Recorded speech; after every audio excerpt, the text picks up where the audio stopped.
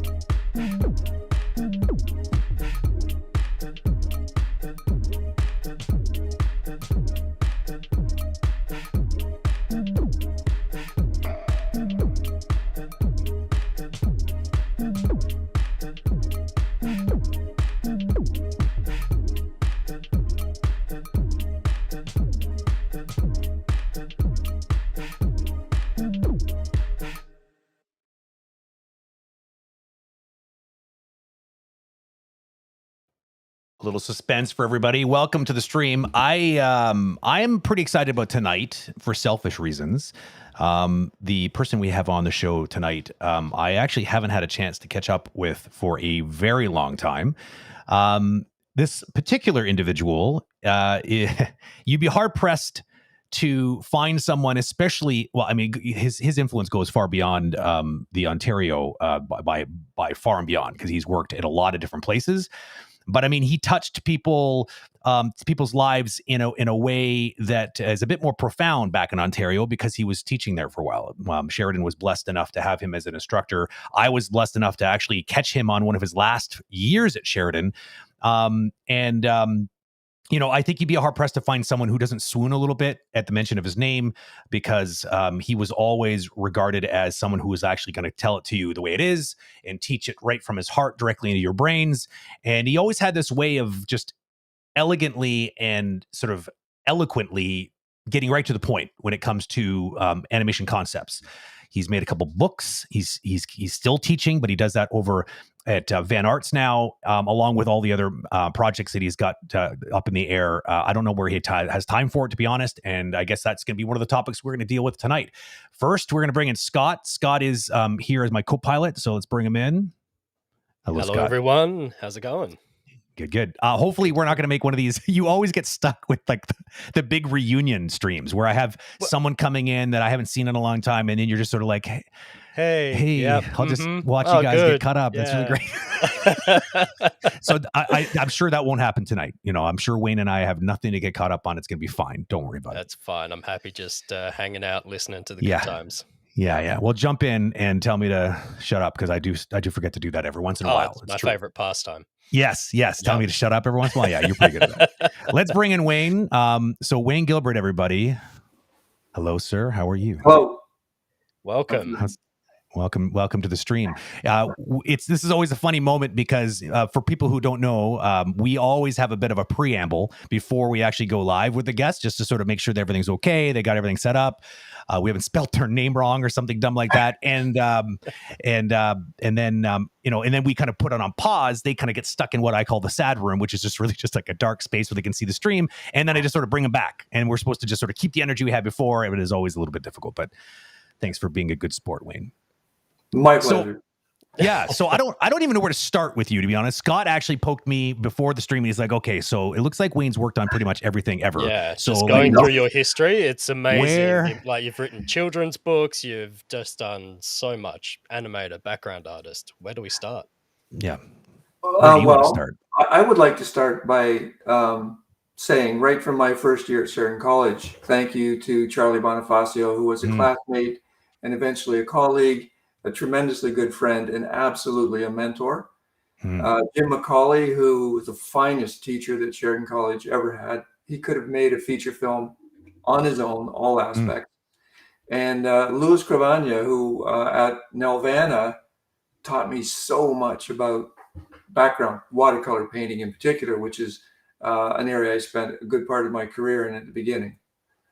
So that's very important. That's a good base to start with. I mean, I know Charlie. I never actually had the pleasure of being instructed directly by Charlie, although he's another legendary teacher from the Sheridan days. Someone you talk to, yeah. It's crazy. I was lucky enough to go to a couple of his. They had him come in and do some sort of special lectures when I was at Sheridan at the time. But it was never he was never a dedicated instructor, although he did that back in the day.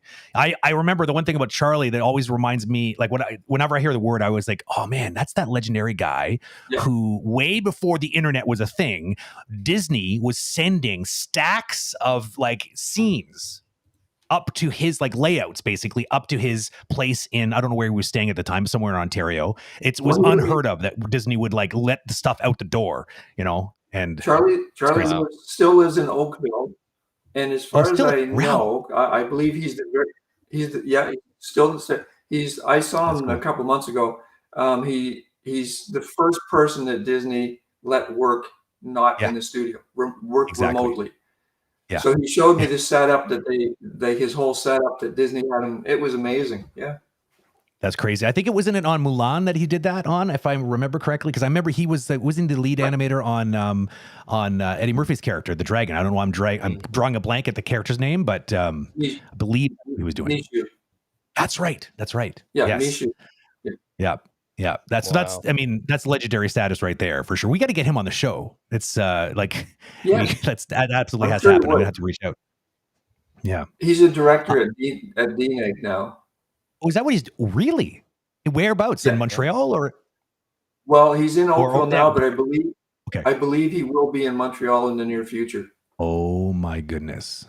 Yeah. That's fun. I'll have to reach out to him at the very least to see if we can go for some beers when we're allowed to do that again. So we're not always allowed to do that here. Sorry? This is my interview, man. This is my interview. Yeah, sorry. You're right. Okay. So see, that's Scott. That's your job. You're supposed to say blow the whistle and get me offside. And I was offside. Brent, shut up.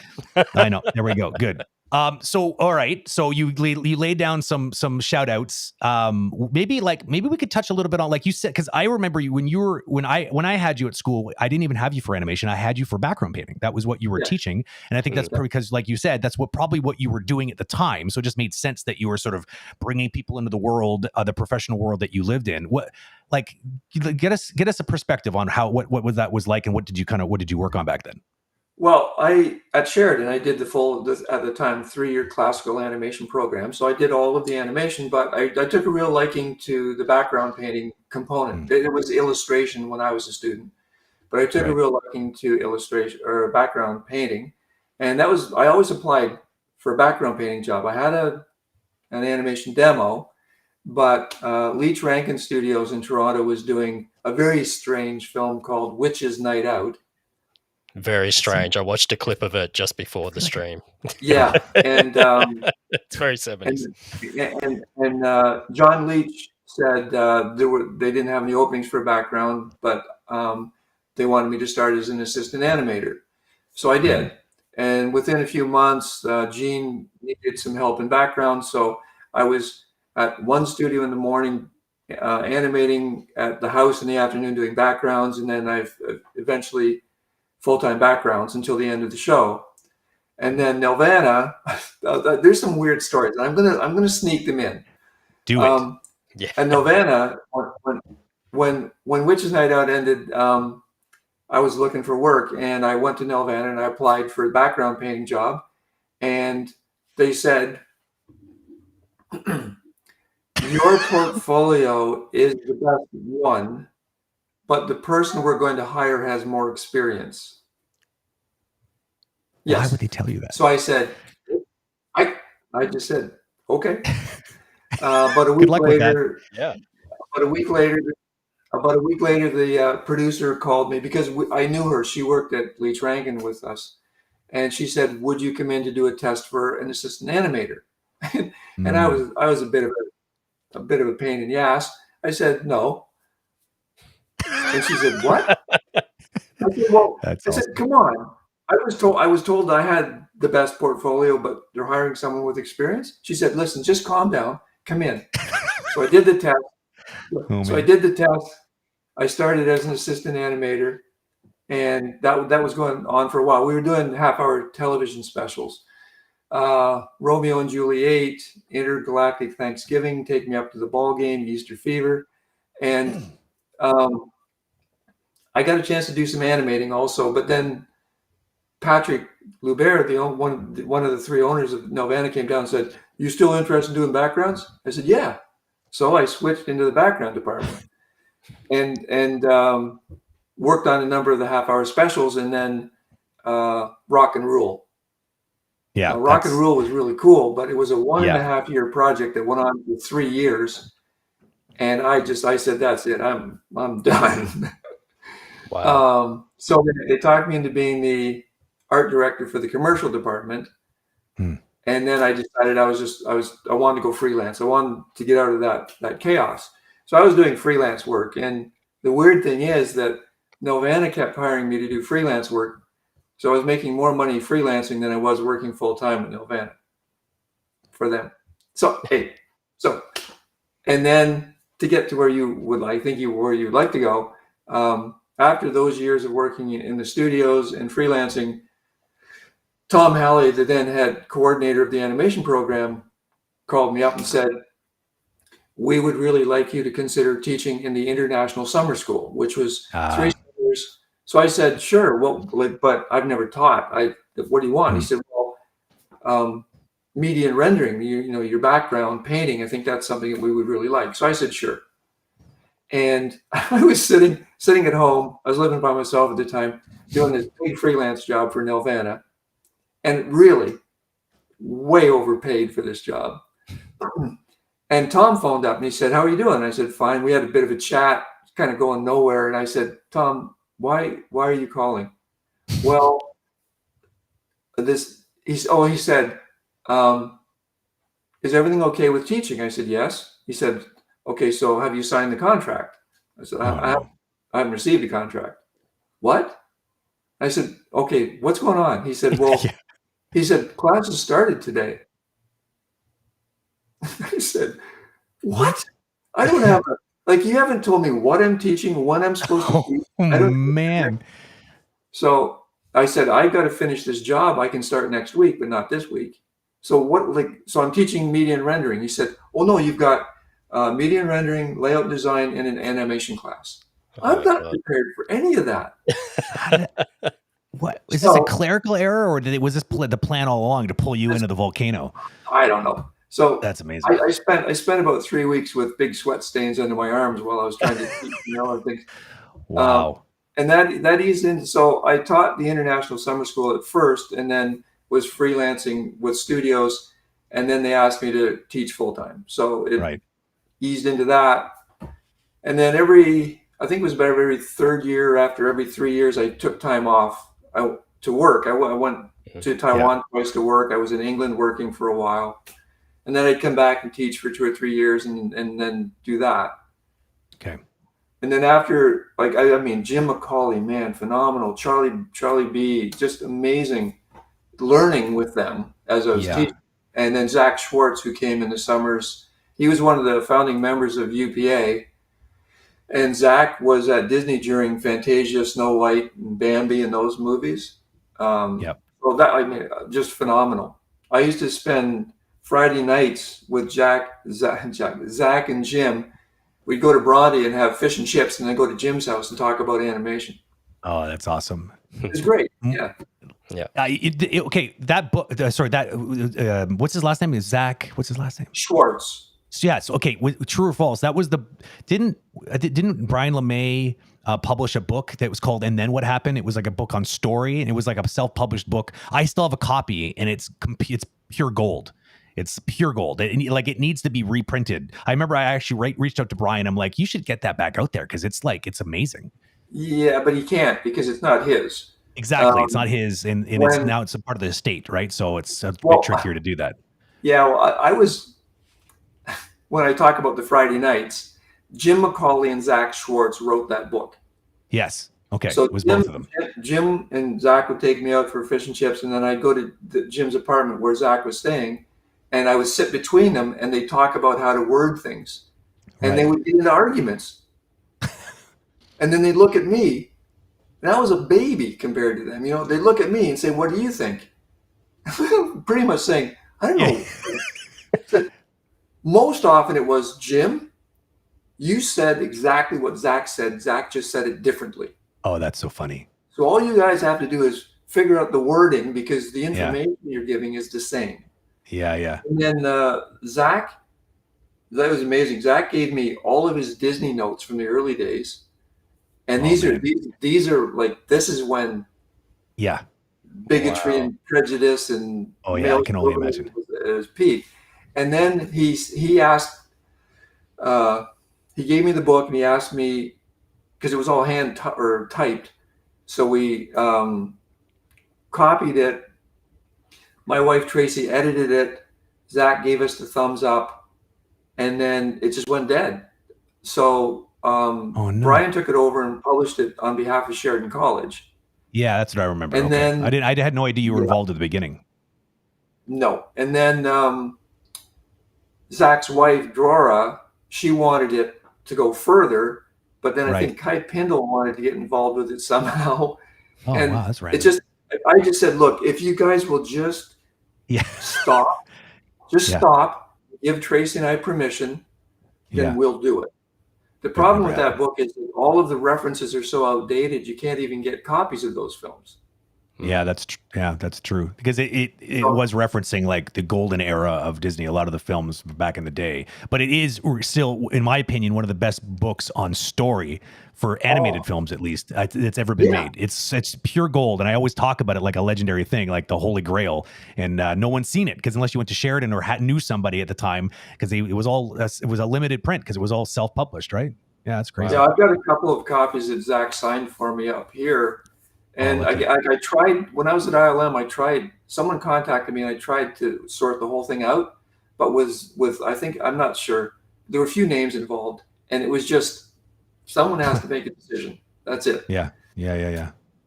I tried to convince Zach and Jim to write a book simply on story, but they said, "Oh no, we can't, like, our experience is only animation." I said, "It's story."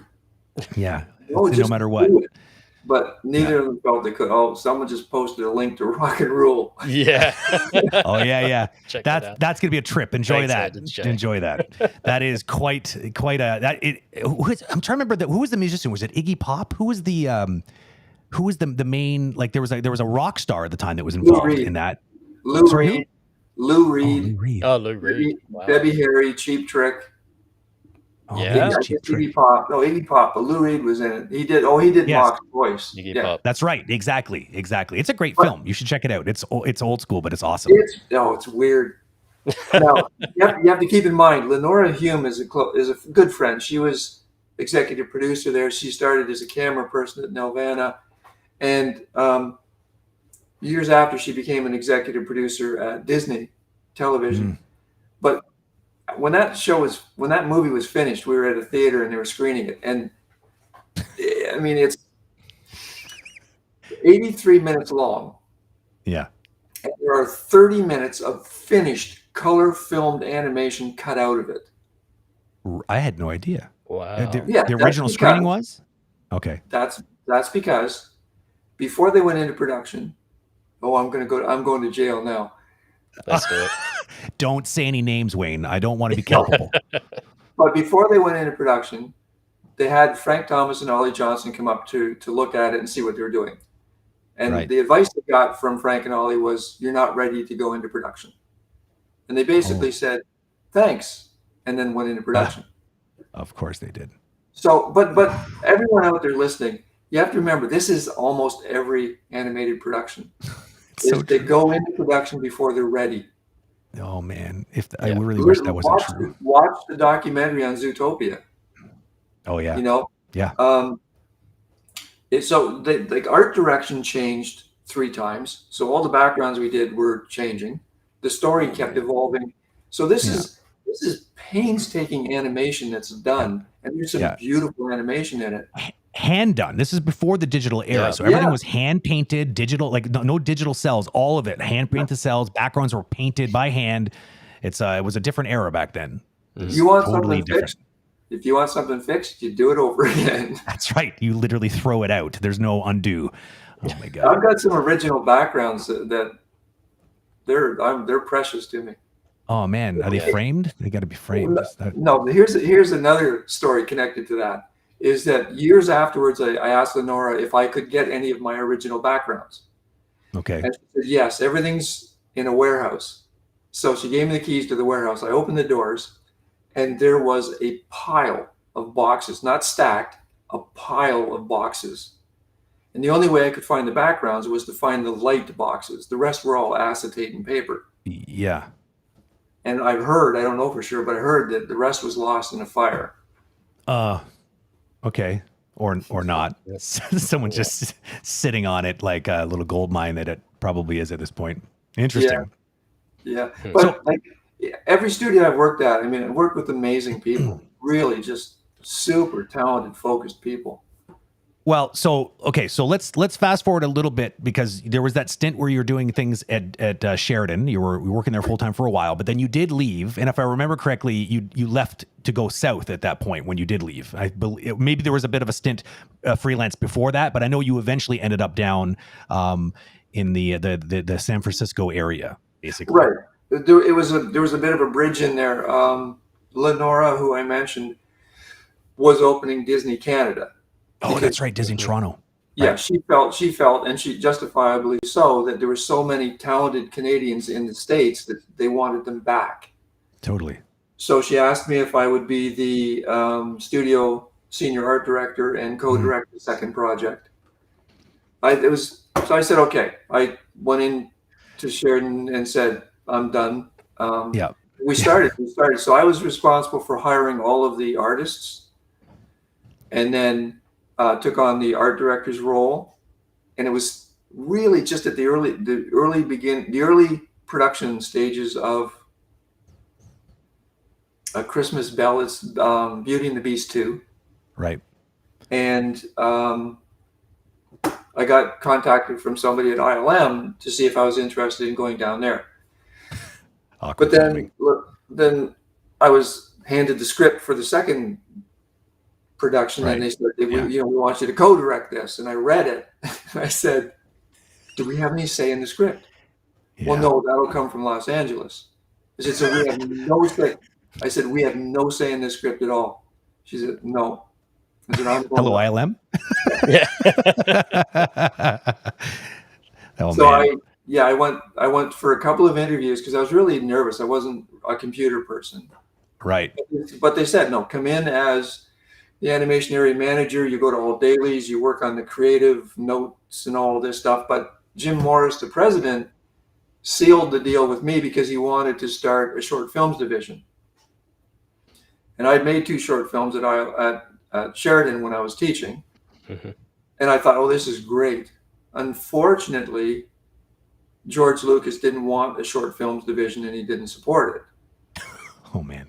So I said, well, management isn't really a goal of mine, but I'd learned how to animate in Maya. That was part of the deal. I would learn how to animate in Maya. So I proved myself. I became a senior lead animator, and I made 2 short films. I made one called CPU, which is a little bit of a miss. It was making a point that you need to plan your animation before you animate. Oh, there's a theme. That's the Genesis moment. But they took it as a slight on computer animation. Oh, that's hilarious. Well, because this is early 2000s we're talking about, right? Yeah. There's a lot. For what people need to understand back then, because I lived through this as well. It was before that. It was in the late 90s. Late 90s. Okay, so even crazier, because at that time, 2D jobs were drying up. That's something everyone needs to understand. It was like the 3D revolution came in, and so there was this really strange animosity between people who were like software savvy and the the artists that were coming in, and there was a lot of clashing because they were both intimidated by each other, because the artists were like, oh my God, this technology, I don't know. And then the technicians are like, I can't animate like these people. I'm going to get destroyed. I'm going to be out of a job. So there was this really weird sort of forced sort of, I don't even know how to, like, this false harmony that was created when you put a bunch of these people together into a company. So that is interesting that there was some politics there, but not surprising.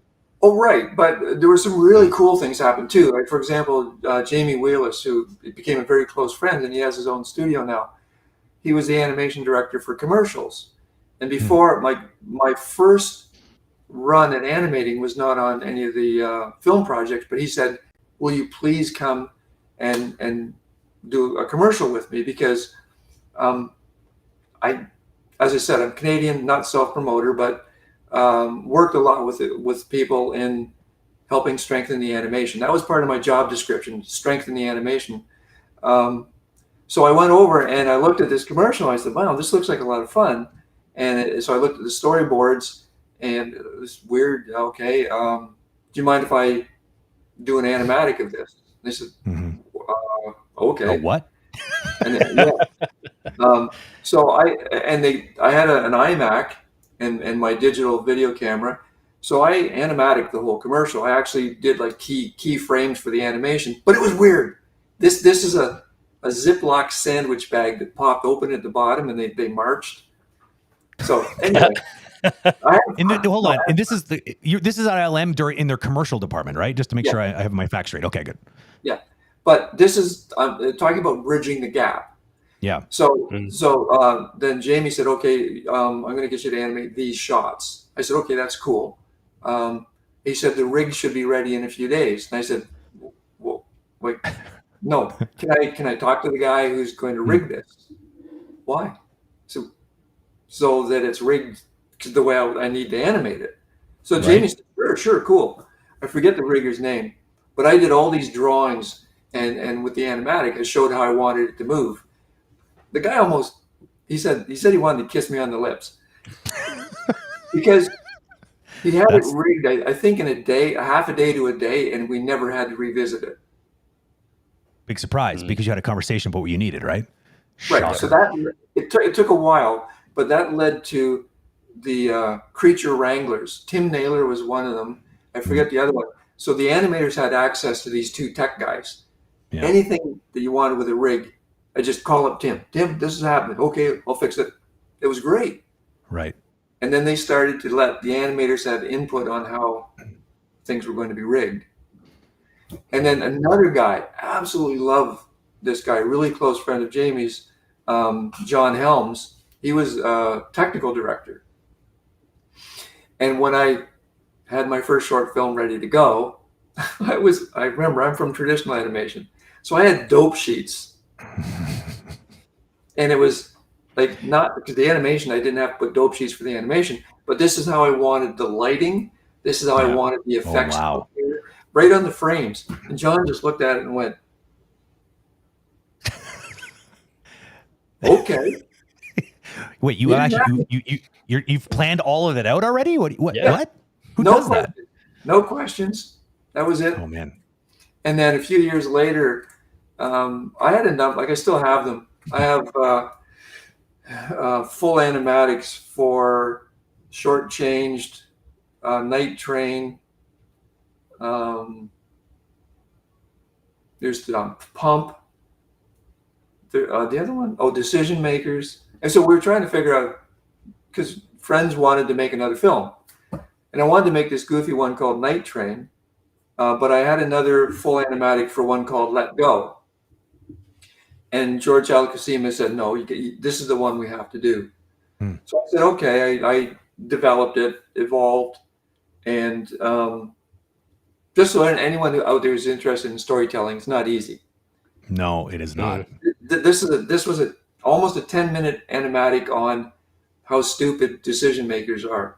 Meaning, very simple. It's about a guy who walks up to a cliff and he wants to take all of his crap with him, but he can't access the cliff. And it was so he didn't learn his lesson. But Kim Bromley, one of the producers, said, I really like your idea, but what if he's successful? What if he is smart enough to figure out? Boy.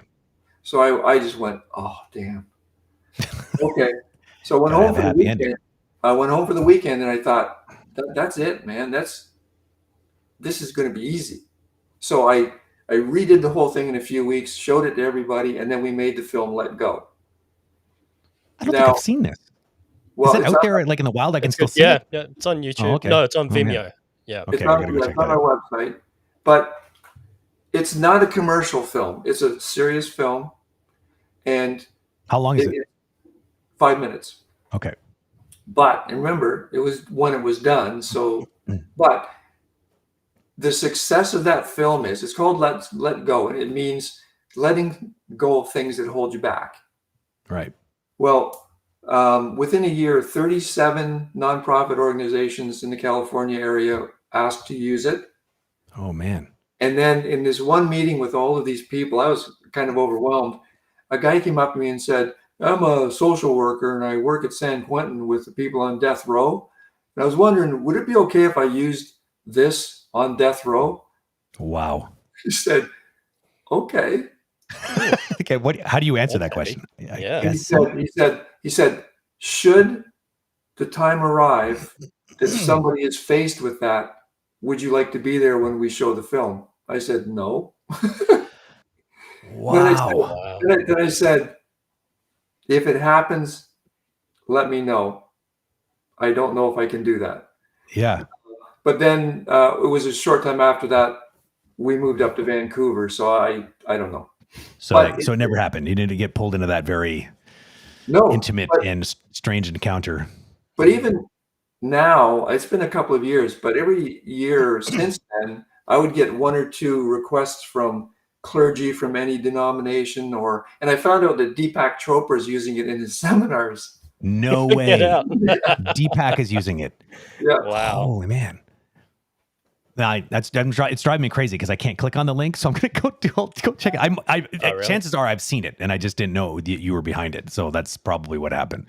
So that's it was a tough one because we were doing it. We were doing these while we were working on productions, and I would go in early in the morning, and then I would go in on the weekends at 5 a.m. so I could be home by 10 or 11 because we had two very young kids at the time.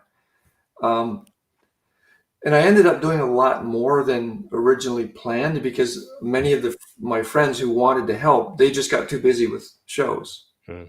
But I had to have this. And then this goes back to John Helms, the TD who did the lighting for CPU. He salvaged it. He pulled it out because it wasn't working. And John took over, and within a week it was beautiful.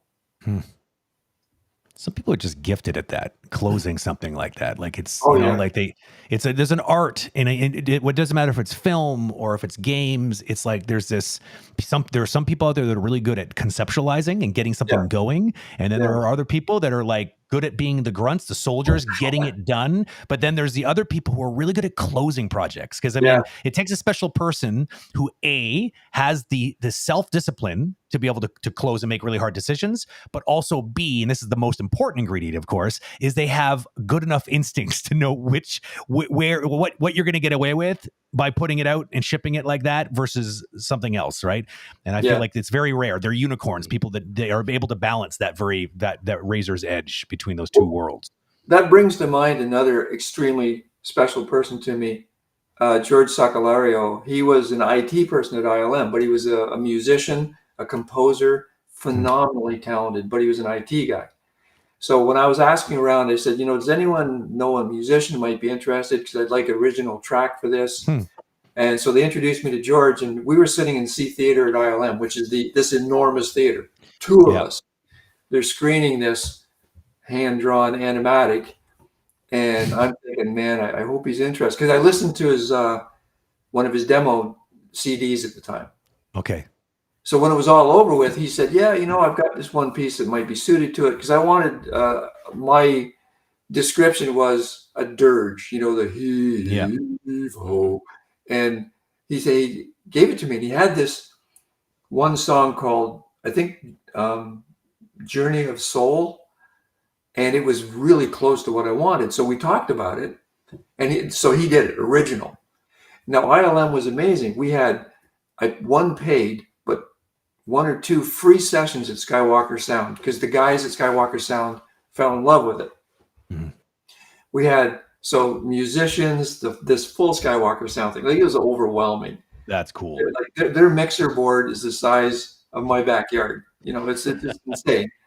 So that, like, again, I met phenomenally talented people along the way.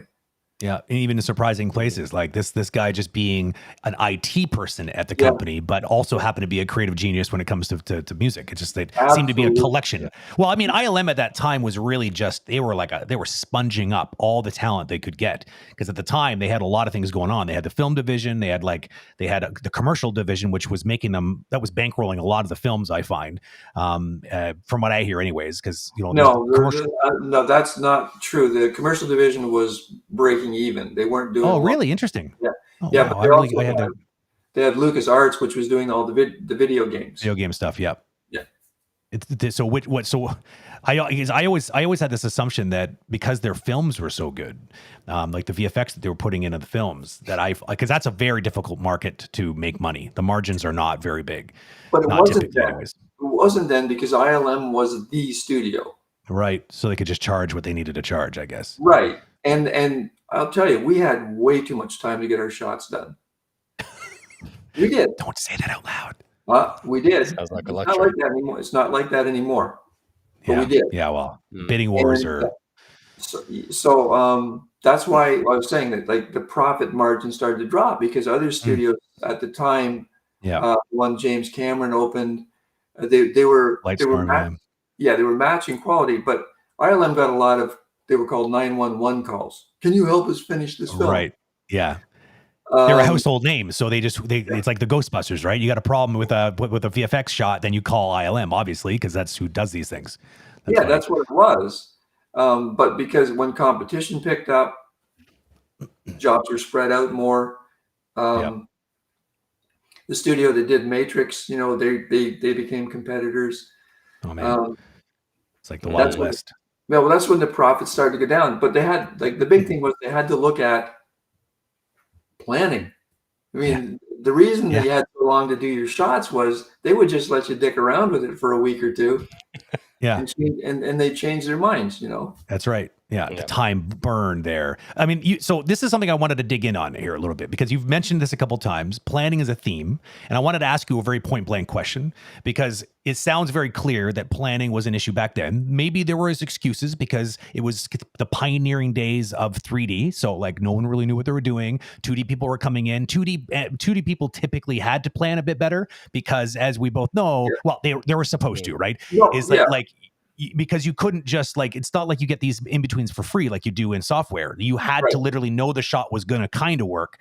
And so you would line test it with, like, just the keys, maybe a couple breakdowns, and you put it through a QAR machine or something. And then you'd look at it, play with the timing, and then be like, no, it's still not right. And then you don't really commit to all these in-betweens until you know that works. So that's technically more planning than most people do in 3D, right?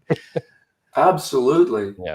And at VanArts, I'm a real pain in the ass because the students have to submit and they get graded on their planning before they go into their animation. Smart move. Wow. Now the book Simplified Drawing for Planning Animation is actually a result of Sean Kelly's prompting. Sean Kelly is one of the founders of Animation Mentor. Yes, exactly. Exhibit A. So a lot of the notes, this type of notes, I was doing for dailies and things, and Sean just one day said, "You should make a book out of this." Absolutely. Oh, that's funny. Sean Kelly actually put you up to doing that. I didn't know that. Well, he prompted me to do this new one, planning character animation. Okay. Which is I got that exhibit right here. This one here. This is the one that came out right before Christmas. There you go, everybody. Yeah. So that one's been outlined in text for a decade. Oh wow. I knew what I wanted to do. And then Sean said, get off your ass. So I started it, I think in October, and had it finished in the late spring because everything was there. I mean, I had planned it. It had all been planned. Just sitting there waiting to be published, basically. You just what? So like, okay, I was starting to ask a question. I got sidetracked as I usually do. But so it used to be a problem, but we are now 2022. Last I checked. And do you not feel that that planning is still kind of a core issue at most productions? Like yet still? Yes. Yeah. Yes. And so why do you think that is? What's going on there? Like where's the resistance? Where are the obstacles in your mind, in your perspective? Animators want to animate, so they get a shot. They want to animate, But the thing about planning, and there's a misconception when you say planning. The thing is, it's exploring options to me. It's not just saying, I am going to animate this. It's exploring options. And that's the fun part for me. Yeah. You explore the options and you suddenly realize, I've got a more entertaining way to do this. Exactly. I've got but if you don't explore options, you're going to end up with like something can be technically correct and boring. Yep. Right. But planning also means that you're going to do it properly. Yeah. So it's twofold. It's exploring options. Sorry, I was going to say, just for some real world kind of evidence, when I got onto my first full CG film, one of the pieces of feedback a supervisor had for me was I had some really great ideas, are really funny, and I get really excited about them. But I let myself down when it came to the planning and execution of it, because I'd get this shot and then it would still be wrong, and it would still be wrong, and it's still not working, and it's still, and by the end, this is why I have no hair.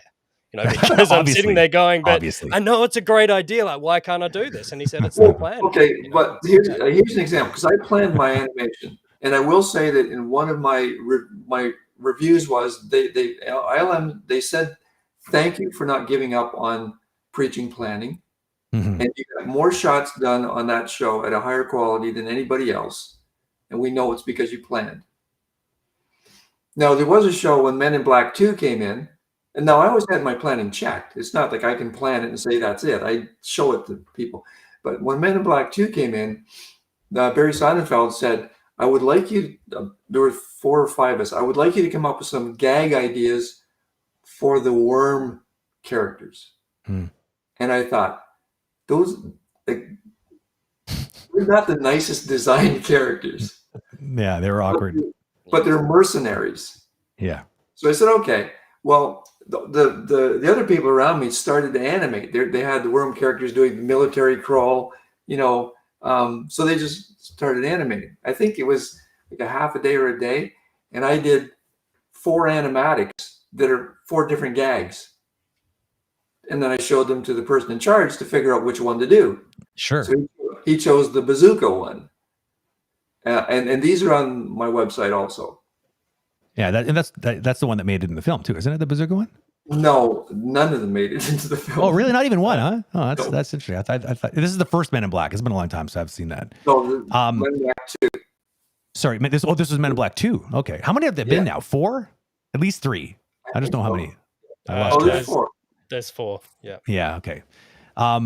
So, I mean, it's interesting what because you said something a little while ago that was like planning's about options, right? Yes.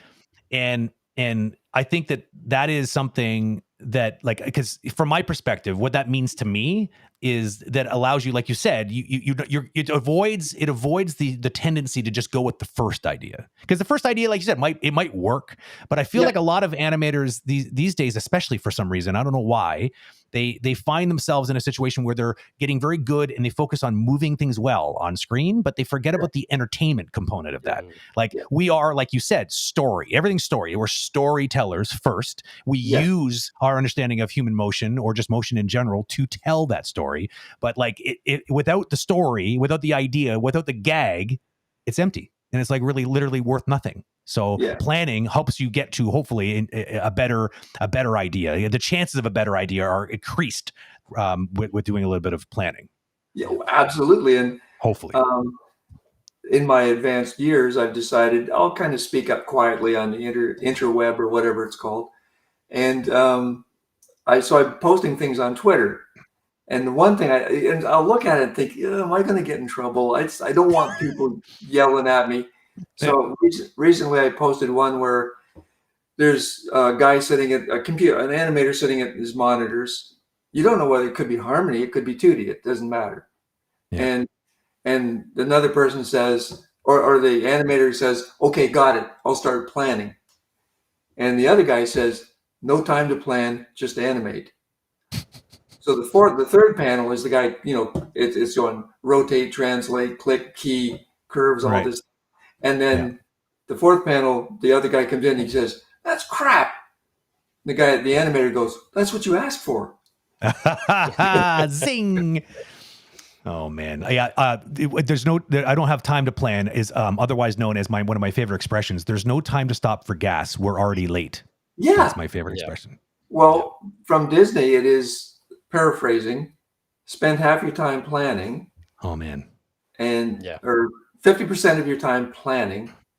I forget. I know that's all that matters. If David was here, David is constantly talking about that. I don't know exactly how he breaks it down, but if you've got an hour to do a shot, spend 10 minutes planning. You've got a week, maybe spend a day. Yeah. Yes. So, if you don't, especially if you're kind of new to animation, if you don't thoroughly understand body mechanics, your supervisor or somebody should be able to look at your planning and say, you're missing some breakdowns in here. Mm-hmm. Mm-hmm. Now, I don't know whether you want to go into this or not, because I know it's a heated conversation, but most of the studios now ask to review work in step mode. Ah, yes. I've never worked in step mode. We were taught spline, I work spline. I can't favor a pose properly in step mode. It has to be in spline. I'm surprised to hear you say that. I always felt like I like working step, but it depends on the animation that I'm doing. Yeah. And I felt like it was probably because of my 2D background. Because I felt like it simulates what it was like on the QA machine. I was like, I only had keys, and I trained my brain to sort of see it. And so I figured it was part of that, but apparently it's not, because, you come from the same place and you are all spline all the way. That's interesting. Well, but I say to people when they get into this heated argument, look, if your supervisor wants to see it in step mode, show it to them in step mode. Totally. I don't care how you animate spline if you want. Show it in step. Yeah. Because in terms of performance, you can't properly favor a pose in step mode. Yeah, no, it's literally impossible. Yeah. Well, you can do it, but it just won't feel right at all. It won't feel like, it'll feel more like a little pop rather than like an actual cushion or something. Yeah. Yeah. So students, I just say, go between the two. Yeah. It's funny too, because like when like in that particular light, planning isn't just for you. It's because you're, it's a team sport, right? Production's a team sport. And, you're going to need to, like, I feel like animating is a lot about negotiating in a way with yourself and your own ideals and your own thoughts and sort of inspirations, but also with your supervisor, because they are going to get on board. They may not get on board. So how can you get them in your head as quick as possible to sell them an idea? Yeah, of course. Like for example, a body mechanics shot, if there's no dialogue, I animate frame 1, 2, 3, 4, 5, 6, 7, 8, 9, because I've planned it out. So these are all my keys. If there's dialogue, I'll hit the keys with the dialogue. But then it's just it doesn't work for everybody. I take them all because every frame is a full body key. Every controller's keyed. Yes. And then I scale it. Amen to that. And watch it. And then I'll say, okay, I can slow this part down, speed this part up, slow this down, speed it, and it just keep pulling it. So like I always do demos, and I've got a demo that starts off with 24 keys, precise what I want, and it's over 210 frames when it's animated. And there's there's a lot of keys in between, but those 24 key poses are all the breakdown, everything I need. Yeah. Just for the math challenge out there, that's like a 10 times compression ratio right there. 24 turned into 240 that's a pretty sweet and pretty, boiled down set of keys. That's awesome. It is, but in between, there's a lot in between once you get naturally that in place. Yeah, but does it need to be there right away? Probably not, because they're secondary to the actual those foundational keys that are going to tell that story. Yeah, you need your overshoot, you need your lead and follow, everything goes into place. But the other thing about planning that was really important to me at ILM is because I didn't know the technology. If I didn't, before I knew to set a full body key, I key it, and then I'd spread it out, and legs are floating up in the air. Oh yeah. But constraints drove me nuts.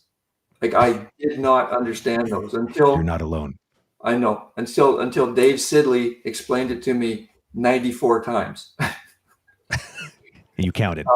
But then, like on the Mummy 2, there was Chris Mitchell saved my butt, because the mummy was on the ceiling, and I had to have a locator on each fingertip so that I could move the wrist around while the fingers were locked on the ceiling, and then he had to come down off the ceiling. I didn't understand. I said, "What?" So there were people that really saved my butt when it came to the technology side of things. And now it's just like, you have to, if you have as you know, whether the prop moves the hand or the hand moves the prop, if it's the hand on the sword and you're pivoting from the tip, it's all of that stuff. But if I don't have a picture of what I want, I'm not going to understand it. Yeah, because it's just at that point, it just feels like I don't like there, because the truth is there's like a million ways of probably skinning that cat, right? You need to at least know what you're trying to get to first so that you can pick the most optimal way there, hopefully, right? Otherwise, you're just playing with these buttons. Yeah, you have to look, like, to say, he's got his hand leaning on the sword. Well, a lot of people won't realize that you have to pivot. You have to move the sword from the point. Yeah, ideally. So they'll start counter animating it because it's moving from the hand. No. So I won't go into a shot unless I know precisely how technically I'm going to handle everything. Yeah, and so quick little excerpt from your latest book, because I had a chance to flip through it when I first grabbed it right before Christmas, and I believe in there you spend some time talking about speaking of planning, it's perfectly anchoring to this conversation right now.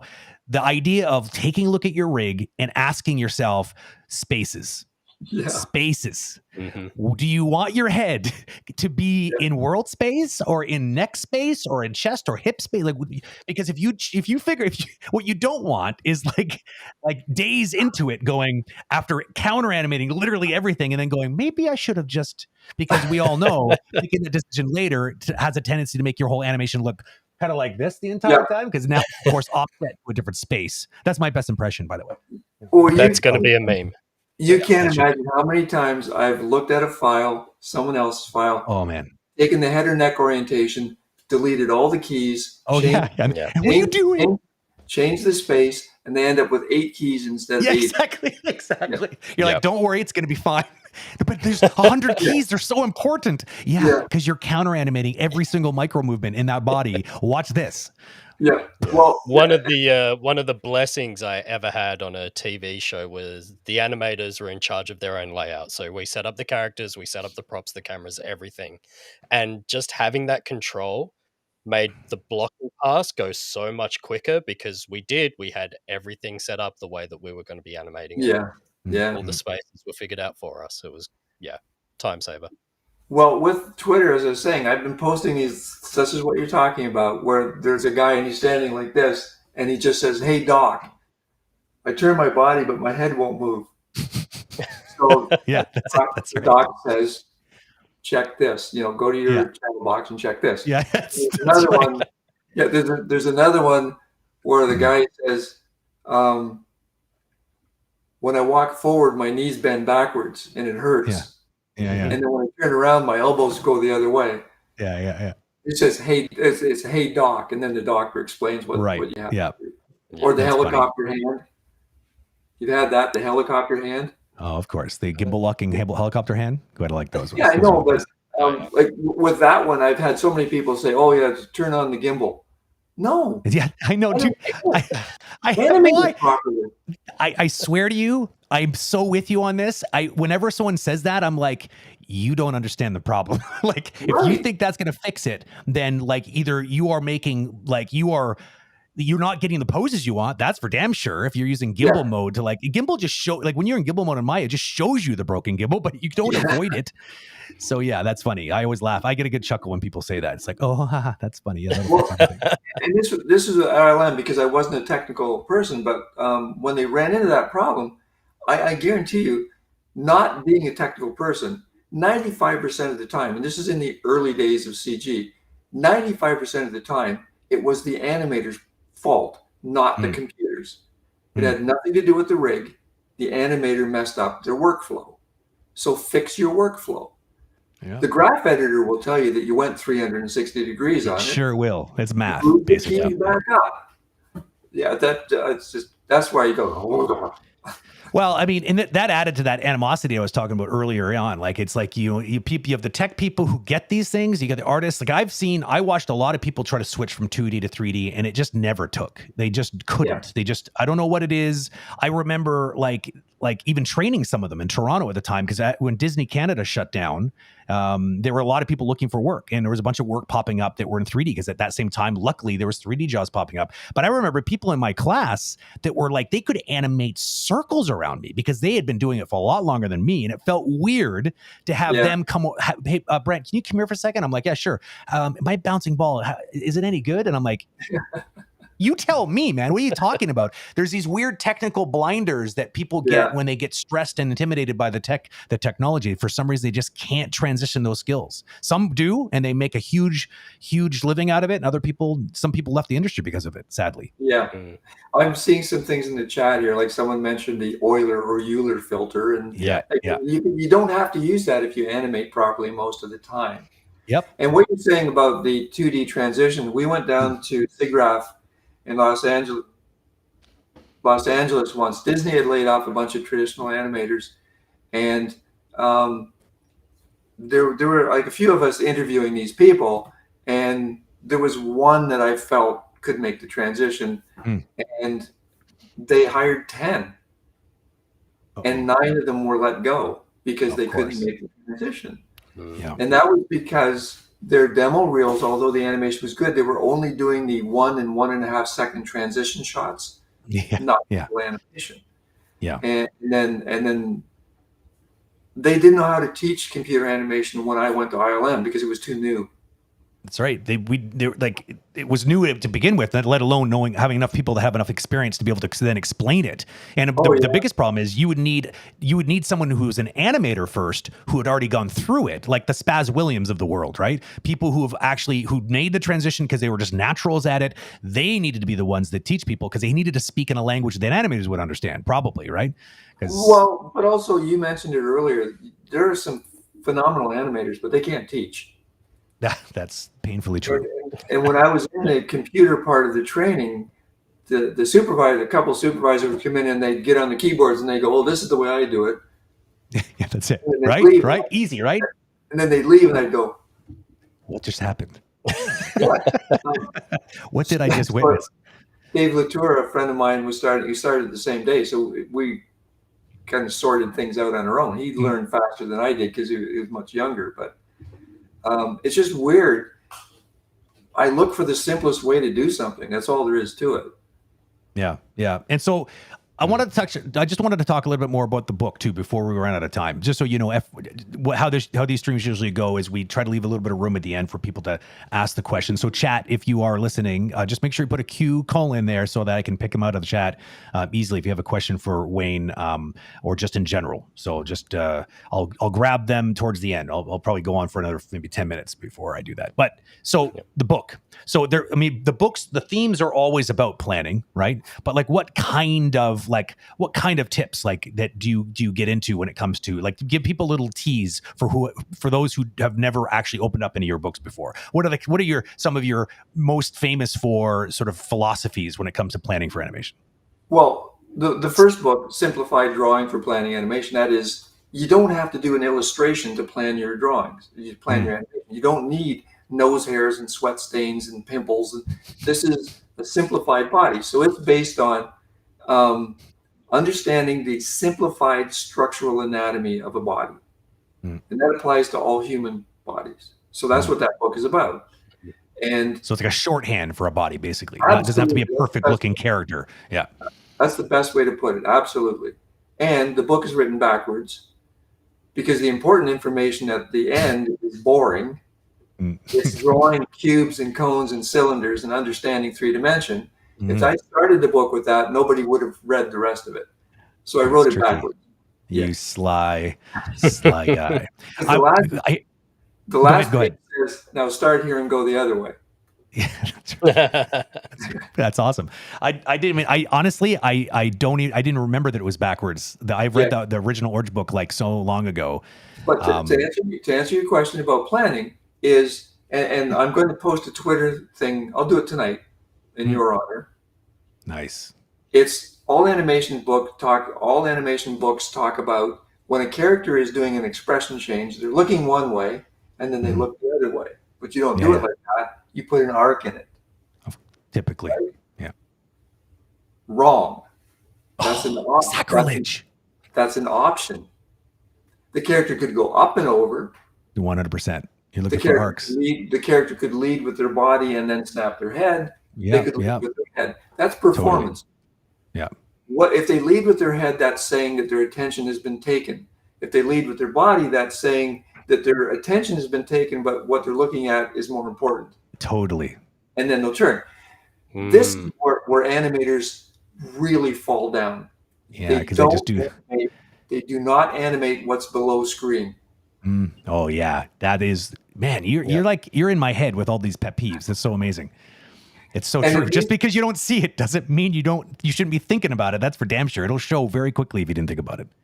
A good animation supervisor, a good director, anybody can look at your animation and say, you did not animate below screen. Mm-hmm. You can tell by the rotation of the character. You can tell by the arc of the character. You can tell that it feels like the legs are being held back. Now, there are some times when you can get away with little things, but the arc is not created by the spine curving. The arc is created by the knees bending, which causes the hips to curve and the spine to curve. So your legs let you go down, your legs push you up. If they don't even think about that, their animation is not going to work. This man is preaching the truth. Yeah, sorry, I'm so quiet. I'm just taking notes here myself. Oh, interesting. Yeah. Okay, $1 million question, Wayne, because I get this question a lot, so I'm sure you have as well. Oh, but Wayne, I don't know how to draw. Do I have to draw to plan? There's a thing called the Simplified Drawing for Planning Animation book. Wow, that was impressive how you seem to. How did you do that? You're like a marketing genius. It's not the first time I've been asked. Yeah, exactly. Many of the animators at ILM were from classical animation. They didn't draw because they didn't think they had to when they got the computer. Yeah, people who are afraid to draw. Those are the people that book was meant for. But even for people who, you just need, as you said, I think it's the best way, shorthand drawing. Mm-hmm.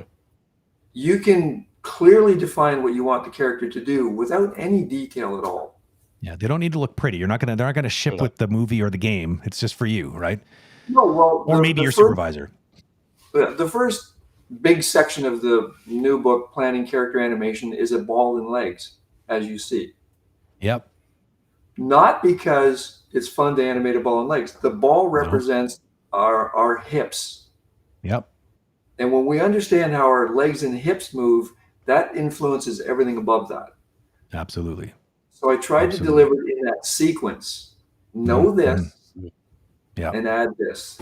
Well, it's also, I feel like that those exercises are really useful also because it just removes a lot of the extra stuff that's just it's difficult. It's intimidating when you start animating. You're like, body mechanics just seems like a lot of stuff happening at the same time. It's because there is a lot of stuff, but there are patterns and you'll start picking up on them. But until you get there, learn to crawl first. And a good way to do that is to pretend this character only has one singular simple mass on the legs. And you could work, because to your point, yes, if that's all that character is, that's all you need to worry about. But of course, later on, when you have the upper body can influence the hips and vice versa. And it starts to become a little bit of this interesting tug of war sometimes, depending on what the performance is, right? But don't go there first. It'll feel like you're, it's going to be a lot for you if you're new to animating. So it's really good to simplify and sort of start with the basics.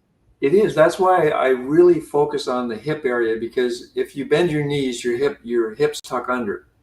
Yeah. If your knees lock, your hips straighten out, and that influences your spine. But what drives people crazy, and there's a simplicity to it, when you walk, your leg that is not supporting the weight, that hip drops. That's a normal walk. But somebody at ILM animated opposite that on Jar Jar Binks by mistake. Now, Oh, this man. guy, no, this guy is a phenomenal animator now, but he was very young at the time. Yeah. And people, there's simple body mechanics. If you raise your knee, your hip has to raise your leg so that hip Yep. comes up. If your Totally. elbow is in front of your body, your shoulder's in front of your body. So Yep. you have to think about what moves the leg. The hip moves the legs. Your hip Yep. flexors, your hip joints. Shoulders Yep. move your arms. So Yep. the elbow doesn't move. Your shoulder's moving your elbow. That's Yep. what that's what the whole book is about. I mean, to me, it's simple. Yeah, yeah, but it's funny because often I find people will go through school and never have anyone really explain these very basic concepts, and so they just Right. sort of, they got good instincts, but it's funny that almost 9 times out of 10 when I look at someone's work, that's like, hey, I'm having a hard time getting a job. Okay, show me the demo reel. It's like, Yeah. wow, there is blood, sweat, and tears in here, and great ideas. But body mechanics, it's like you need to understand how a body moves to be able to Brent, sell these ideas. Brent, you're leaking into one of those areas that I shouldn't go into. Oh boy. Well, shouldn't you're actually going to get in trouble, or shouldn't because it would be way too much fun? No, I guess okay. I can't officially. Oh yeah, that was easy. I can't officially teach at Sheridan College because I do not have a master's degree. Oh wow, that is a great topic to talk about. I do have a master's equivalent from the States, but Sheridan won't. Are you serious right now? Sheridan won't accept it. That's not Sheridan; it's all universities. Yeah. It's more of an academic standard, probably. When I was at IRM, I taught part-time at the Art Academy University in San Francisco. I know people that graduated from there, can't animate, have never been in a studio, and they're teaching animation. Oh yeah. Oh, I know. It's echo chambers. That's the problem, especially in the States, in the university level, for sure. Yeah, I remember at one school there was I was asked to sit in on the review for a student getting a master's degree. The animation was so bad I would hesitate to accept them into school. This is after 4 years. This is after 4 years. So I asked, remember, I'm a visitor here. I said, what do you want to do when you're finished school? I want to be a character animator. So I said, well, my advice is you ask the board of directors for an extension and you focus solely on character animating. And the person in charge said, no, all he has to do is finish his film to get his master's degree. Oh yeah, sure. Makes a lot of sense, right? Of course, because they know what the industry is looking for in the hiring, or are they just more concerned about just having graduates? Well, sorry, your audio cut out there. But no, my point is that this person is going to get a master's for finishing the film, no matter how good it is. Yeah. But not hireable. Charlie can't teach at university either because he doesn't have a master's. Yeah, now, I saw this. The first person at Disney let work from home. Yeah. Think about that for a second. I saw this trend happening because it was a very popular trend.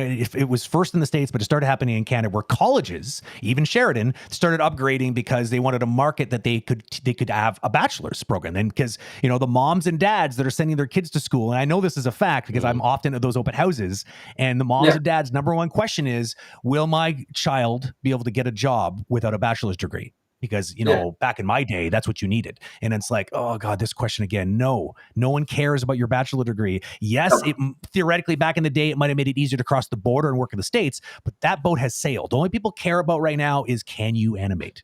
That's it. Yeah. And you're not a toxic human being. That's another nice to have in your list of skills.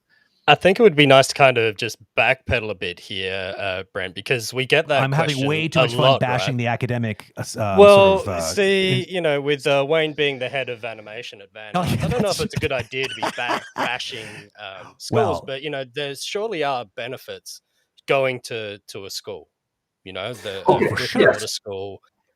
Because we do get that a lot. Why do I need to go to a school if I can just take one of these online courses? So it'd be good to talk about those benefits. No, that's a good idea. Yeah. Right. Positive, right? Let's talk positive. I will try to qualify what I'm arguing about is if a student knows what they want to do. Because if you go to any number of schools to become an animator and find out that you're going to become, you're going to before you animate, you're going to do storyboarding, character design, modeling, rigging, lighting, texturing, and then a little bit of animation, but you want to be a character animator. Now, VanArts, very fortunate, is that when I started there, Charles Phillips, he's a wizard with harmony and 2D animation, so he's got that. So, but it was a school that had more of a generalist program, so you learn a little bit about everything. So we made a proposal. Can we make this a character animation program? So every one of the courses in the program is directly linked to your animation, because we only have 1 year with people. Yeah. This is 1 year. If you're not sure what you want to do, but you want to go into the animation industry, then yeah, check the school out. My advice is look at the school's demo reel and the people who are teaching there. Because that right there. Yeah, some schools say. What he said. Some schools say we've got ex-Disney animator. Yes, but they don't say for 3 hours a week. That's right. That's right. Well, yeah, and just for clarity too, just because now Scott made me paranoid that I was pooping on everything. Scott, I started. Yeah, well, I think it's a great topic, though. I think it's good because I wish I could, because there is a problem out there, and what I'm saying is that there are some schools. What Wayne started by saying was, look, people like him and Charlie aren't even allowed to teach at these schools, which is part of the problem. It's because, of course, to teach up a bachelor's program, you need a master's. That's the way that academia works on the university level. It is a problem because most of the great animators do not have let alone bachelor's degrees. They certainly don't have masters. And so there becomes a shortage of people who practically understand this craft. There's not a lot of academic animators. They exist, but they're unicorns. They just often don't. So I think that's the problem, is that, so you just have to find a college, because that's where people like Wayne teaches at VanArts, because he doesn't need to have a master's degree to do it, right? Well, or I mean, you have a master's degree, but like it's a problem here in Canada. So it would be a problem in some of the schools. So, I mean, I'm not saying schools are bad, that's for sure. But it's just, like Wayne said, make sure you know who's going to be teaching you, because some schools are struggling to get good instructors for a variety of reasons, basically. Yeah. And I find a lot of the stories that I hear, and even Wayne. Well, somebody noted that sometimes, like university, is where you go to learn. Where audio sync is off. That's all. That's what's happening right now. But go ahead, Wayne. Oh, because yours is doing the same. Somebody said universities are where you go to find yourself. You mature, go there. Yeah. And that's absolutely correct. But we've had students from high school that finish with honors degree. They go into a studio immediately and they're now directing, but that's rare. I mean, they know they want to do that. My point is, if you know you want to be a character animator, you have to prove that. You have to prove that with your submission to the school, and you have to know that for 1 year, 30 hours a week with a teacher looking over your shoulder, we're on your case. Yeah. Yeah. Yeah. Yeah, I mean, I agree with that too. Like, I think some people might not be ready for a college program where they're going to learn a trade. They might need to just grow up a little bit and have some critical thinking skills and all these other things they're going to teach you at university. Again, university is not bad. It's not the place I would want to go personally to learn animation, though. Even though there are universities out there that have successfully built good faculties around, qualified people, but it just seems to be a little bit more rare than the alternative. But I don't. Oh, go ahead. Yeah. So I want to make sure we, because we're going to run out of time super fast. I want to make sure we go back and answer some of these questions. But you were going to say something, Wayne. Someone said something in the chat. The short film thing with colleges bugs somebody. Now at VanArts, we always give an option. You can do a series of pieces that become your demo reel. Body mechanics, dialogue, performance. We don't say acting. We call it performance. Or you can make a short film, but the short film has to be approved by the end of term 3. So you're doing that in term 4, and the short film has to contain what a studio wants to see. Right. You're not making a fine arts film to it. Yep. Yeah, they're preparing you for a job in the industry, basically. Yeah, I just lost you off. Yeah, sorry, I don't know. The audio seems to be falling apart. I was just saying. Well, that's a very good. Go on, Brent. Go ahead, Scott. No, you go ahead. No. Go ahead. I was just going to say, it's another thing that comes up a lot is, what can animators do as juniors or as students to really excel when they do get out into that real world environment. It sounds like that's something that's happening at VanArts, that you do have to create a short film or have something that's ready to go. But in your opinion, what else is there that people can do to prepare themselves to be successful? With this, like, we push for a demo reel, no, but a short film is an option if they have it fully animatic prior to that. Yep. The way the program is set up is preparing them. Like, I don't know, it's one step shy of being in a studio. The classes are 9 till 4 with a lunch break, and there's a teacher in there. You have short time frames for some assignments, longer time frames, and Brent, this goes to planning. If I give somebody 2 weeks or 2 weeks to do it, they get 2 weeks to do an animation assignment, they'll do it in 1 week. If we for sure. give them 1 week, they'll do it in 2.5 days. There's just no way around this. There's what no are you trying way. to say? That we're all procrastinators, Wayne? Is that what you're trying to say? There's no yes. Let's just call a spade. Yes. That's amazing. Have you seen the Tim Urban talk on TED Talk? Oh, yes. Yeah. I show that at the school. Oh, that's a great one to show. Absolutely. I'm going to go and drop a couple questions here. We have one here from Hogwashed. No, wait. Oh, sorry. Let me get that right. Hogwashened. I don't know if that's intentional. Do you have any suggestions for... Yeah. Do you have any suggestions for remote animation schools with a focus on game animation? I know I would have to do some research on that. The schools I know that they say it's game animation. It's mostly, well, you have to find out whether it's game design or asset building or animation. Now, most animation for games is motion capture related these days. And it doesn't matter whether it's motion capture or not, you have to be a good animator, because a good animator can make motion capture better. Yep. Oh man, I could not possibly agree more. No, I'm pointing at you. I'm trying to do this. I'm trying to be like this guy right here. What he's saying right here. I cannot agree more with this. And a lot of people are saddened by the fact that they go to interviews and they're like, do you have any motion capture experience? And they have to say no. And then they're like, okay, well, thank you. But we're going to keep looking. And it's a tricky scenario because technically you have the base skills that a lot of the motion capture people don't have. And like, right. It's a huge problem of when motion capture kind of swept the industry. You have all these animators who don't know, like, because the other problem is true too. You can't just animate and like try to like stranglehold and like make the data do what you want to do. You have to be a bit more elegant and soft with it, right? It's got your keys on every frame. So, but at the same time, if you don't have those, so being an animator can be a hindrance, but it would be a terrible thing to not have that background, because when you make edits to the motion capture, you need to understand body mechanics well enough to know, okay, when I make this change, what are the other peripheral changes that I need to address? If I had $1 every time I saw someone just tweak like the upper body of a character and they're like to look up a little bit, but like they haven't pushed the hips forward or something like that, it's crazy. So yes, right. Complicated. What I learned on the Mummy 2 with motion capture, and then like I said, I animated every day on the skate videos at EA, is that if I saw something I wanted to enhance, compress more or extend more, I took the high point, the breakdown keys, and I blew away everything in between those.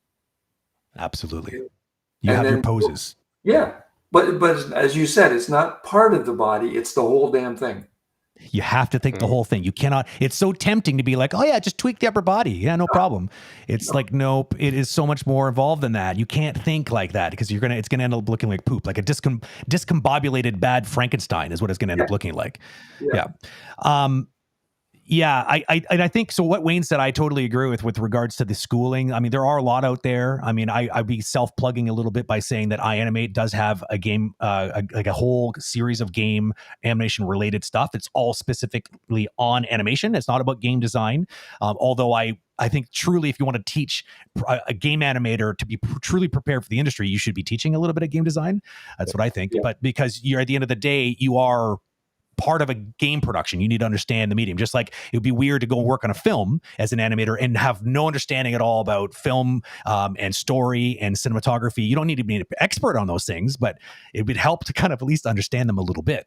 So I think, to do another little self plug, if you do want to just test the waters with game animation, Agora does have a learning path on YouTube right now, which does teach Maya animation integrated with Unreal. Skylar Sir from over at Riot, he's awesome.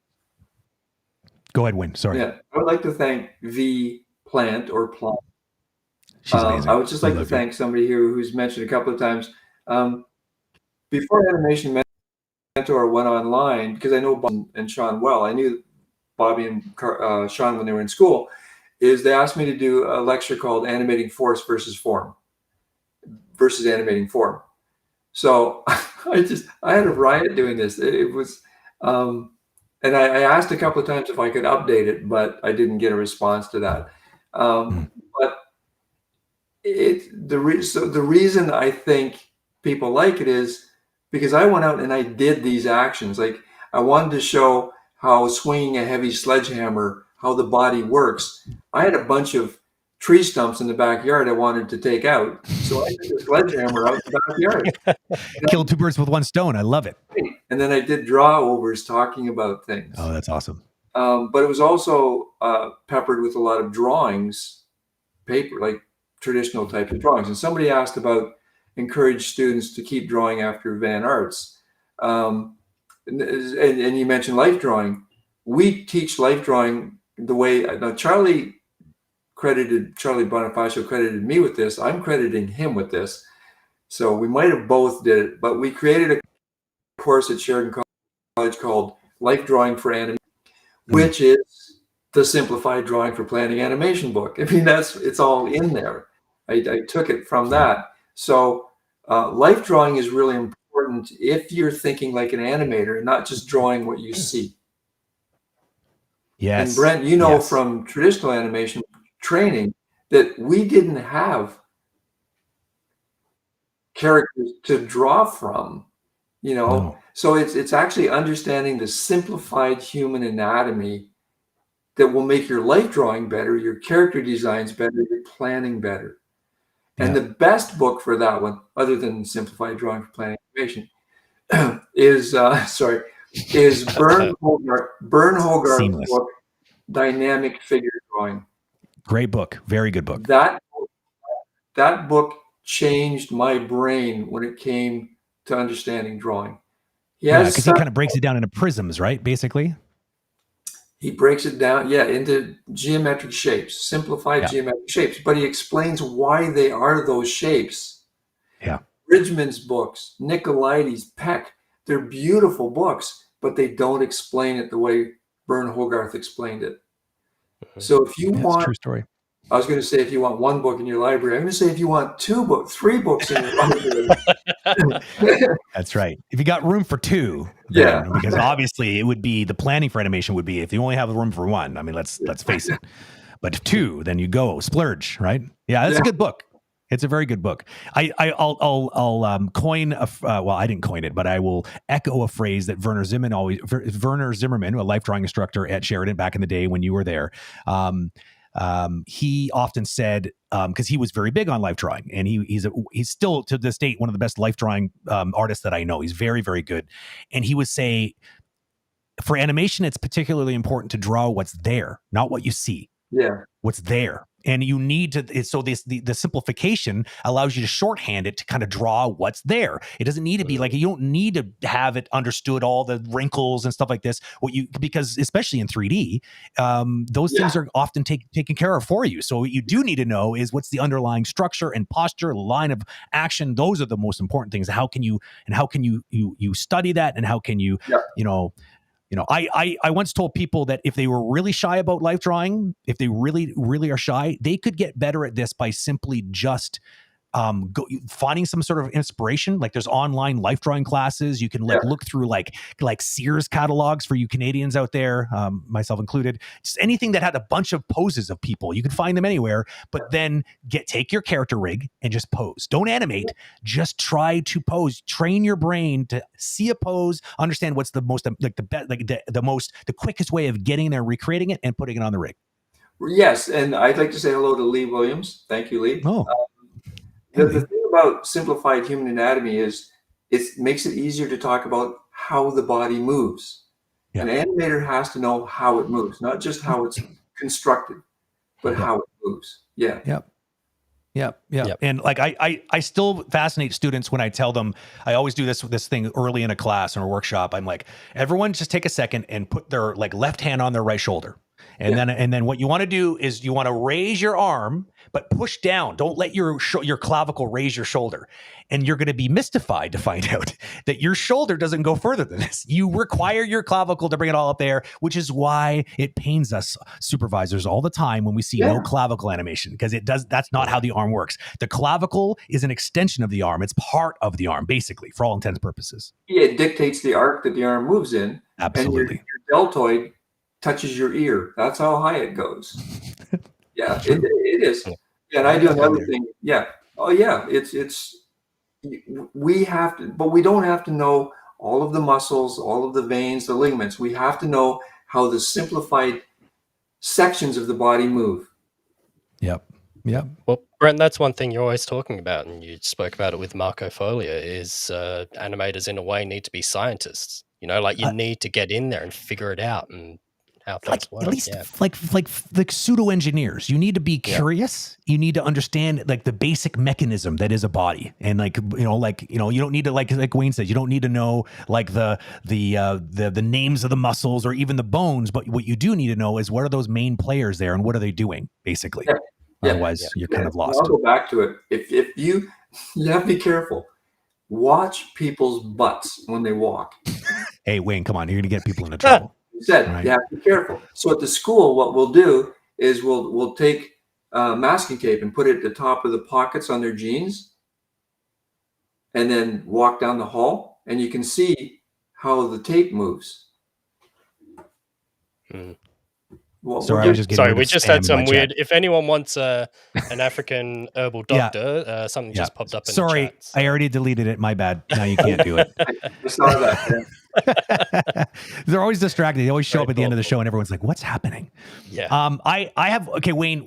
We're actually already at time. And we have one more question that I feel like we need to get to, though. Yeah. Okay. So one more question. Is that okay, Wayne? Do you mind? Yeah, I'm fine. Okay. One more. What were you going to say, Scott? One more question, then do what? No, and I just want to say we should. Okay, good. All right. Should ask. I didn't know if there was. Well, one more question, and then I need to go and get some African herbal. That's right. Yeah, priorities. All right, good point. Let's make sure that you can get to that. Okay, so what is a question you wished new animators would ask but never ever do? Good question. It's very meta. Wow. Yeah. Okay. Well, I'm gonna. Well, there's many ways to approach that question, and for me, my brain went to directors. Like, if I'm off base, just rephrase your question. But too often, I have seen or dealt with directors or animation supervisors who don't know what they want. And then they put this pressure on the animator to come up with something. Yeah. So the question that I think an animator for me is this: I want them to be absolutely clear. This is what I want to see. Now you give them a certain amount of leeway and creativity, the more senior they are. But juniors, no. This is what I want, and this is why I want it. Now, a lot of new animators, if you ask for I got it. I think I've got an answer. I liked where you're going anyways, but if it gets better, I'm excited. If somebody asks you for a change in your animation and they don't explain why, they're not doing you a service. Totally. If I ask for a change, I'm going to explain clearly why that change has been asked for. So what do you say to the animator who feels intimidated and feels like asking why is a challenge to their supervisor? Because I can imagine that scenario existing. It does, because I know a number of supervisors that can't answer that question. And that's why they get mad. Yeah, exactly. I know. So yeah, Uncomfortable. well, this goes into the environment. You'll learn who you can speak to and who you can't speak to. Yeah. Yeah. So Read the room. if you ask diplomatically, Mhm. praise them. Oh, Yeah. wonderful master who knows everything. Can you explain to me why you want that?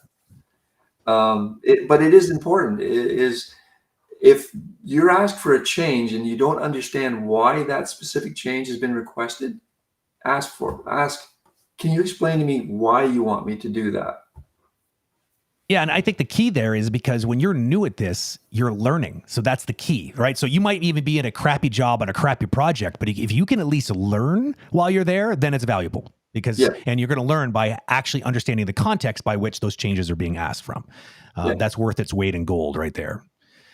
Yeah. So okay. Well, sorry. I was going to say, I had this this situation where I was animating a character splitting into a windscreen, and the animation director was from classic 2D background, and he's saying, no, the character needs to come forward more. And I'm like, if I bring the character forward more, he's going to crash through the windscreen. So I think he wanted to go kind of like screen left in his mind, being 2D on that sort of plane. Right. It was, and we almost got into this argument because I'm like, I can't bring it forward more. He's like, I want it forward more. So yeah, definitely. Well, disrespectful, Scott. Disrespectful. Jonathan Payne told me a story about working at Pixar. He was a modeler where Lasseter was on one side and Brad Bird was on the other side, and they were arguing about something. And he said, and Jonathan is without hair. Jonathan said that it was so heated that they could have fried an egg on his head. So even Lasseter and Brad Bird were right at one another. Oh, I would pay money to be a fly in the wall in those conversations. Like I would. So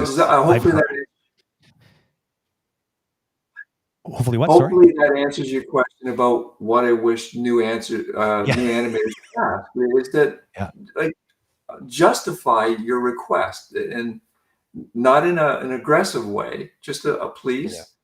Can you explain to me why I'm doing that? Yeah. So the number one question they should be all asking more is simply why. Yeah. Not in a challenging way, but in a truly academic, I want to know so I can become a better animator. Why? Which is a very different tone. Yeah. From your supervising, if you say, well, the character's off balance there, so they don't see that. No. So it's explaining why they're off balance.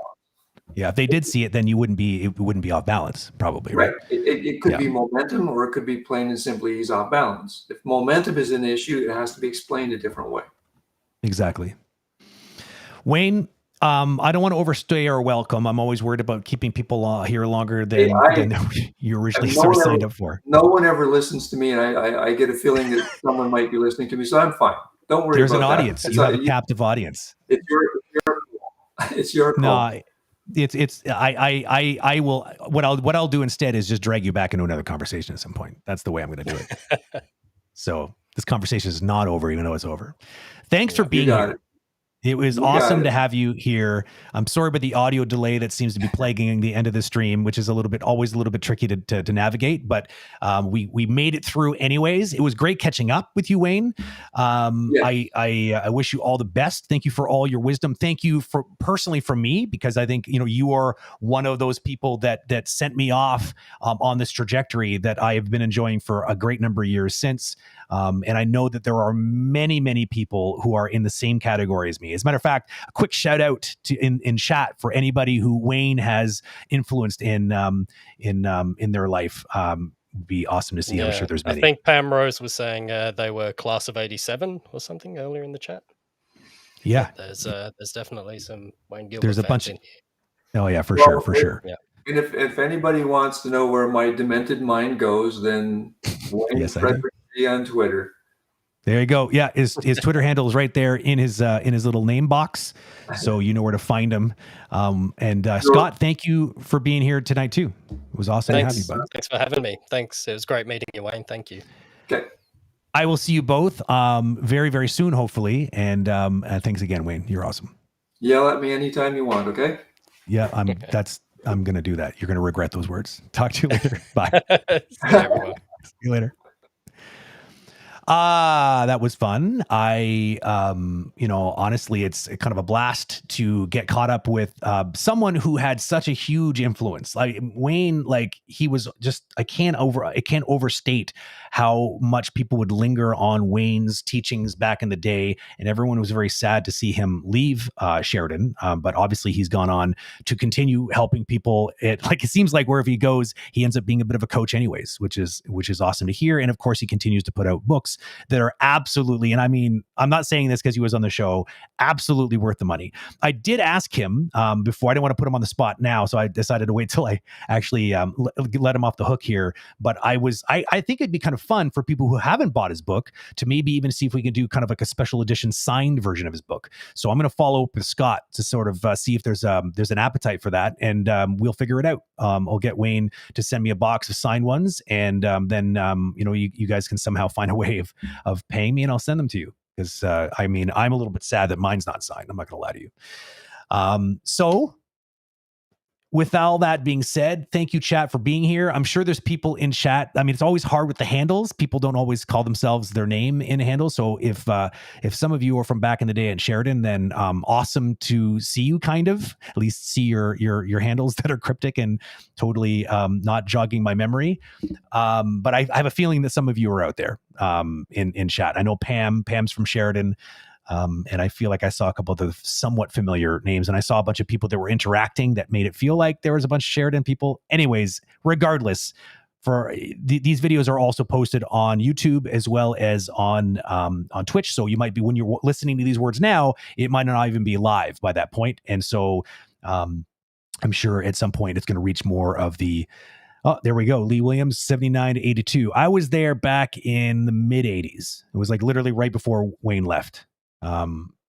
I got a chance to have him in second year. So thanks for being here, Chad. Thanks always for being here. These streams would be kind of boring and not excited, not exactly interactive without you. We just as a shameless plug, speaking of interaction, we are doing a 24-hour challenge in this month. You may have heard some rumors of that, maybe even some postings. We did one last February, and we're doing one again this time around. So basically, for those who don't know what that is, the way it works is we pick a theme. And what we did last year was we had 3 words that would come up, would create a theme in kind of like, so nobody knew what the theme was. They showed up, they signed up, and then we announced it live. And then you had 24 hours to, of course, animate something. You can apply as a team of 1, 2, or 3. We have those 3 different categories. And it was actually a lot of fun last year when we did this. And it's really what spawned these conversations, because we just naturally invited a bunch of people on the show, and we just hung out. Some people did demos, some people just talked philosophically like we just did with Wayne, and people really liked it. So we just kind of kept doing it because we liked doing it as well. So if you want to know where all the magic happened, and you know where it all, you want to get a taste of how it all started, show up to our 24-hour stream / competition on the 26th of February. And if you are so inclined, please do sign up too, because I think it's going to be awesome with a lot of great competition, and amazing work comes out of this. Let me tell you, for people who are not familiar, we do have a website, if you're new here, called Agora.Community. And we are affiliated with the Anim Challenge, which is a Facebook page where every month we do essentially a theme challenged animation that you have a month to sort of tackle. And it's judged every month by a bunch of pros, and the community gets a vote in that as well. And we pick a winner, and we move on to the next challenge the next month. There is honestly amazing work coming out of that. So a quick shout out to those who are actually engaging with that community and putting your work out there. It blows me away. And I went back and took a look at some of the earlier compilations from years ago and compared to them what's coming out these days, and it doesn't even make any sense. So for you all out there tirelessly learning or perfecting or polishing or just creating this wonderful art form that we call animation, congratulations for being so awesome. I will see you on the next stream. Stay animated. Talk to you soon.